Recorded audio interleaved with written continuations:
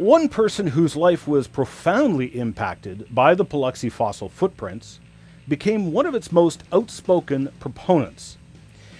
The path his life took thus inspired countless others, including yours truly.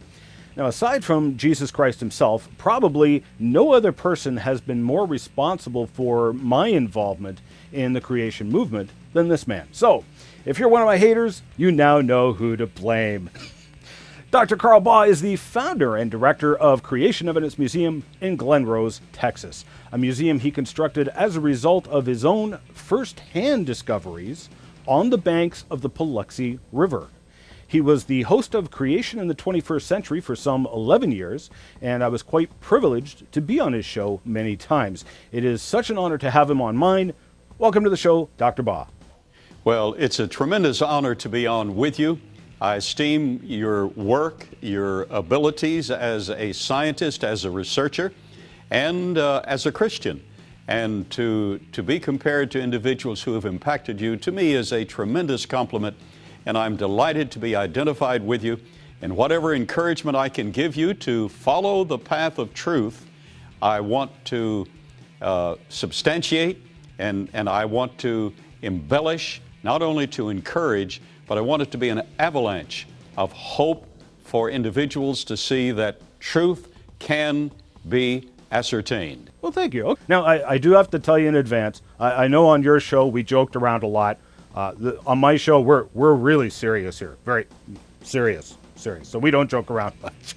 Okay, I'm kidding. Anyway. I understand that. I see very well exactly what you're talking about. It's a pleasure to be with you on this informal basis. Okay, so I'd like to start with your story. Now, when you first went to Glen Rose, you were of evolutionary persuasion, were you not? That is correct. Let me explain. When I came to Glen Rose, I had been of evolutionary persuasion, but I had accommodated, because of what I thought was genuine evidence of long geologic ages, I had accommodated those long ages to the point where I had become a progressive creationist or a long age creationist. In the past, I had, within my own thought process and philosophic makeup, espoused evolutionary tenets. But when I came to Glen Rose, I still held to the long ages, which are evolutionary in prospect. And so while I called myself a creationist, I at that point had not espoused direct, recent, scientific, and biblical creation. Now, there are many in our camp who are in the very same position. That is, they believe there is evidence supporting long geologic ages in the biblical record, or they accommodate a progressive creation, which is essentially theistic evolution. So that was my position when I came to the Paluxy River in Glen Rose, Texas in 1982. So now, what happened that year? Because you went there as part of your degree to do first-hand excavations of dinosaur tracks, but that was when, well, that's when the shocker came, was it not? Oh, you are exactly right. I was completing the master's degree in archaeology, and my mentor, Dr. Clifford Wilson, assigned me a project. He said, if you're going to refer to the fossil record, you need to actually work in the fossil record. So you need to excavate at least one genuine, original dinosaur footprint and document the process along the way. So I assembled a small team of able-bodied individuals and oversaw the operation. They did most of the work until I got to the delicate operation. I selected an area along the McFall Ledge, and we began to remove original overburden of limestone that was some 7 to 8 inches thick. And once we removed a slab of the limestone, then I worked delicately through the clay marl to the print layer below. And I was following a trail of dinosaur footprints because that trail led into the bank at that point. And that trail had been exposed by the floodwaters of the river, of the Paluxy River. So where it had left the clay marl and had left the overburden of rock, then I had them remove a slab of rock, and I delicately followed that trail. We started with 19 dinosaur footprints, and you mentioned a shocker.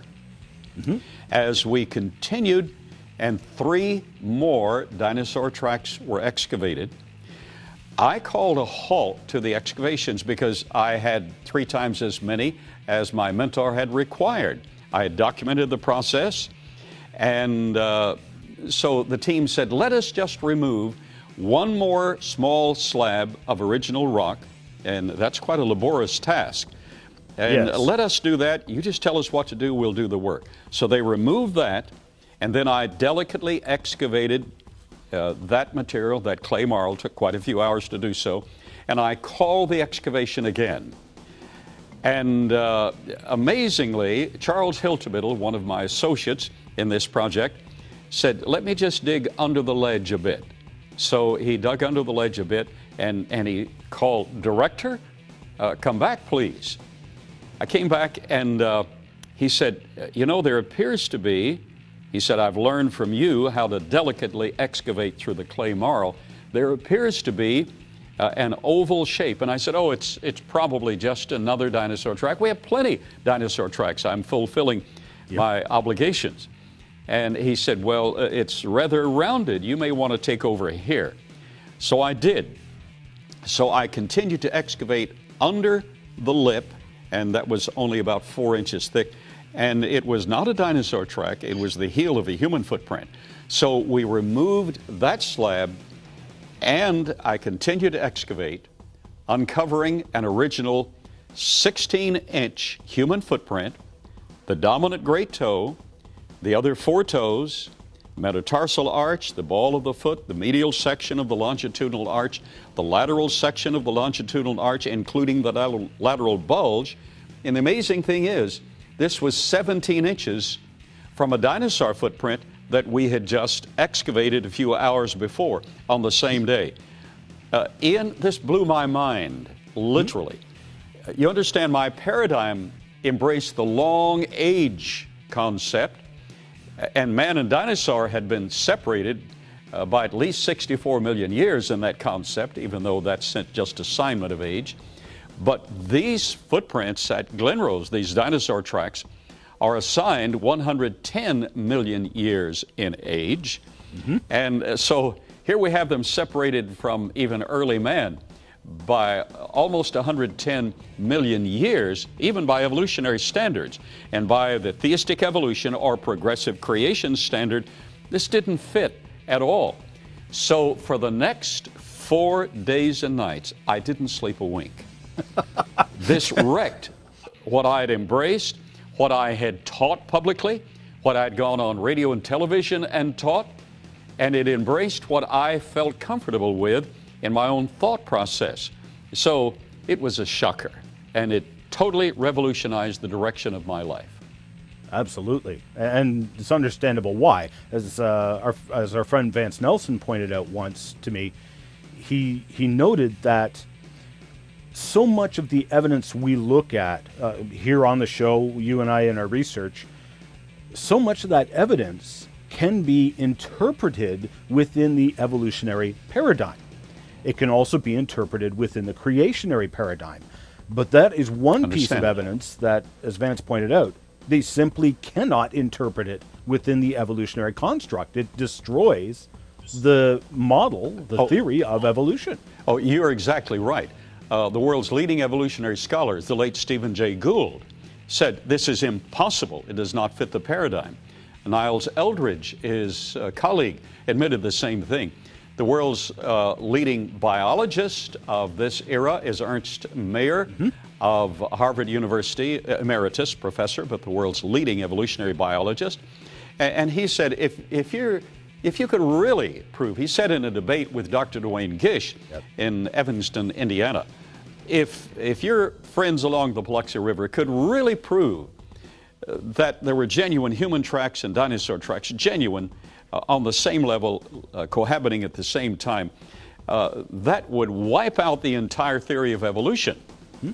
And Richard Dawkins, the world's leading atheist of this current scene, stated in print, in Free Inquiry, and again in The Blind Watchmaker, that if we could prove that mammalian life existed like a herd of horses in 500-million-year-old rock, that would totally destroy the theory of evolution.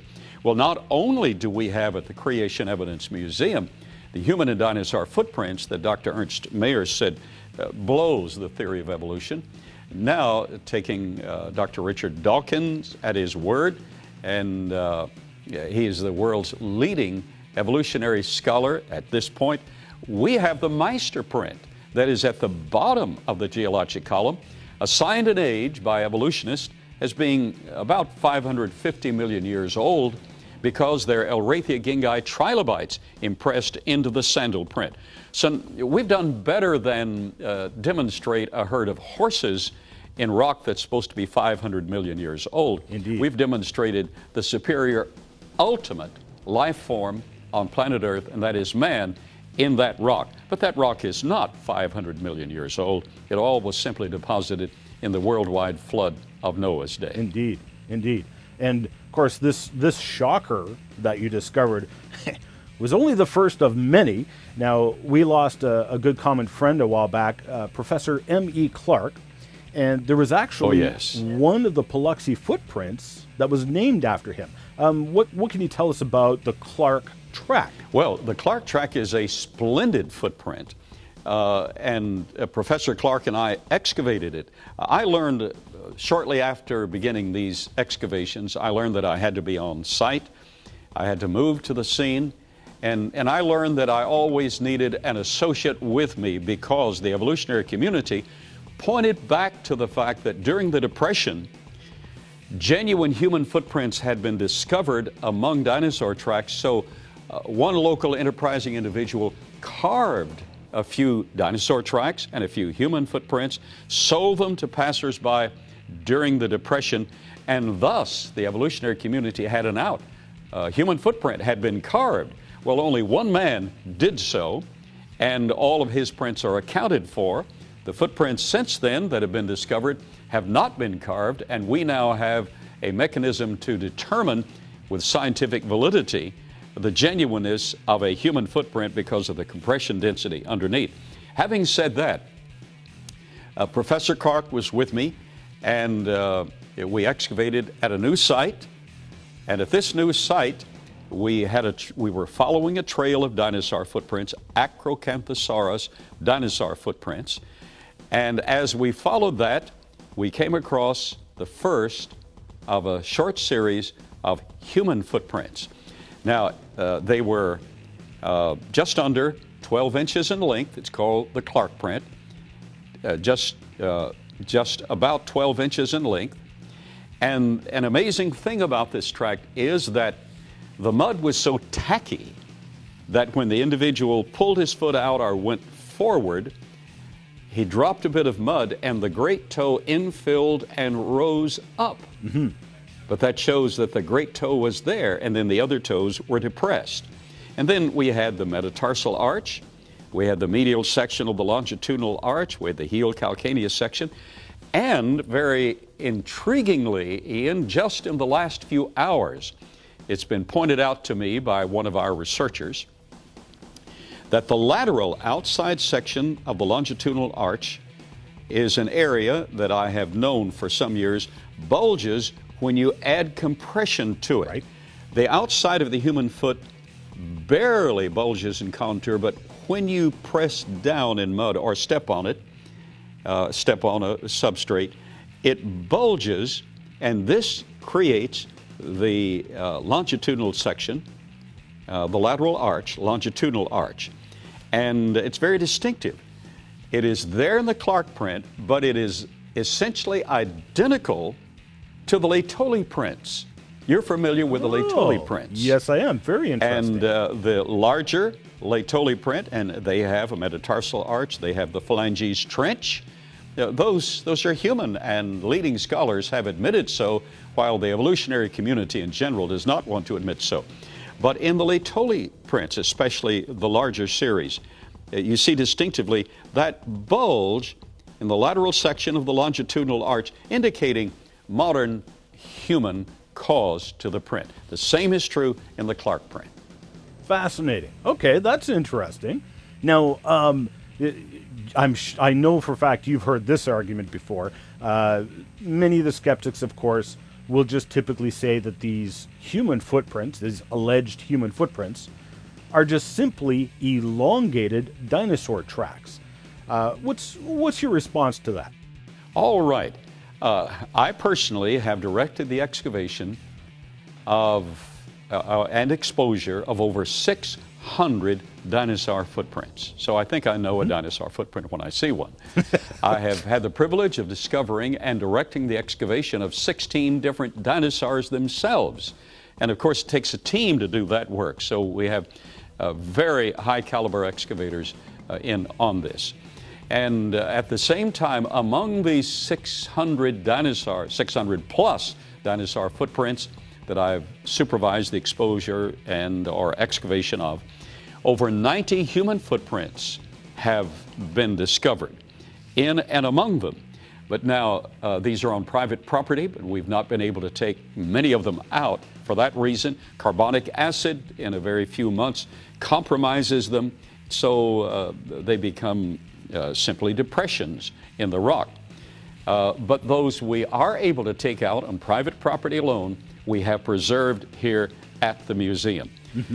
So having excavated in the series of trails, I early heard the critique that these were simply elongated dinosaur footprints. Well, we have a real problem because in the Taylor Trail and -3B and others, we have a separate placement of an 11.5-inch human footprint that moves around within the dinosaur footprint, and it is not an extension of the hallux heel area of the dinosaur footprint. Then we've excavated other trails, such as the Beverly Trail, that literally crosses the dinosaur trail, and that is impossible if these are elongate dinosaur footprints. Yes. And so that is really a very lame excuse for not wanting to accept the truth. And while admittedly, in the past, one individual did carve a few tracks, we have to live with that reality. We've never carved any tracks, and many of the footprints that we've excavated along the banks of the Paluxy on private property have been contaminated by carbonic acid and eroded in time. But I challenge any open-minded individual to come to the museum, for we have original human footprints and dinosaur footprints, the original prints, that have been subjected to 2 different laboratories for spiral CAT scan analysis so that the compression density under and around the tracks are seen. We've also taken one of the original carved footprints, carved by Mr. George Adams during the Depression, rediscovered recently. We took it to the same 2 laboratories. There was no compression density under that footprint whatsoever. So we know the difference between a carved footprint and a genuine footprint and can demonstrate. So for those watching your program, I would graciously, compassionately challenge any open-minded individual to come see the evidence here firsthand. Now, the footprints that we have on display are not simply splotches in rock. Yes. They're not just depressions in the limestone. They have the great toe, which is unique to mankind, the sensitive second toe, which makes a slightly deeper dip at the toe because it feeds more information neurologically to the brain than any other toe. And then we have the other 3 toes. These are very distinctive. We have the metatarsal arch and the 2 other arches, one along the ball of the foot. So we're not talking about nebulous data. We're talking about genuine data that any school child or any professor could not miss. Yes. Excellent points. Okay. Now, as on this program, of course, we get viewer feedback, viewer questions, and of course, we get the tough ones. Some viewers, actually several viewers, wrote in with a tough question. They say, many creation ministries do not discuss the Paluxy footprints. And in fact, some even say not to use the Paluxy tracks. Now, I know what I say, but what is your response to this? All right, that is a very good point. That's a valid point. And actually, Ian, I don't disagree with them for this reason. Unless I have personally been involved or have seen the procedure firsthand in an area so important as this. It's the jugular vein. The leading evolutionists have admitted it most certainly is. that if we can prove that man and dinosaur lived contemporaneously with actual empirical evidence, if we can do that, the game is over. So it's that important. So I personally, with something so important, yet something with a checkered past, where at least one individual did carve a few tracks, I personally could not use such evidence unless I were there to observe and to participate in the procedure. So some of my very fine friends do not use this evidence. Some even advise against using this evidence, and I don't disagree with them because they have not participated. This, until I came to Glenrose, I didn't use I heard the reports of the Paluxy River and man and dinosaur living contemporaneously, but I didn't use that evidence. I came here and I was shocked to find that it was true. And by the way, anything worth counterfeiting will be counterfeited. Yes. You Good know, point. I don't see any $1 bills or $5 bills counterfeit running around being used in barter. I don't even see any $10 bills. In fact, I've never seen a counterfeit bill at all. But they start with 20s because it's worth the effort. So for an individual to carve a human track, it must be worth the effort. Actually, the brother of this individual had excavated some original human footprints in the bed of the Paluxy River, and it was not against the law to do so. So once again, to address the question, and it is a difficult question, it's very sensitive, I don't use evidence of this sort unless it is peer-reviewed, unless it is accepted in the journals, unless it has a procedure to its analysis. I don't use evidence such as this unless it has been peer-reviewed, is accepted in the journals, or unless I have personally been involved in the procedure and have seen it firsthand. So I'm not offended that good people, good creationists, do not use this information. I'm here to shoulder the responsibility. Yeah. And if that's all I ever do in a lifetime, Okay. I gladly shoulder this responsibility. I have personally excavated genuine dinosaur footprints. I have personally excavated genuine human footprints among them. And we have, on premise, under security, in fact, we're at the museum right now and we're being photographed not only by our cameras and feeding it to you, we're being photographed by our security system 24/7. Yep. And it works. I've triggered it a couple of times. It works very, very well. So we have genuine evidence from the Meister print at the bottom of the geologic column all the way the human finger and through the cup and coal, etc., the hammer that was found in early Cretaceous rock. All of these things we have in place, and they cannot be successfully controverted. I use the material because I have been involved, and I've taken that where I was not involved originally to bona fide, credentialed, certified laboratories. I've had it objectively analyzed. I did not use it until it was objectively analyzed and certified. So again, I'm not offended that even my friends, some of my friends may not want to use the information.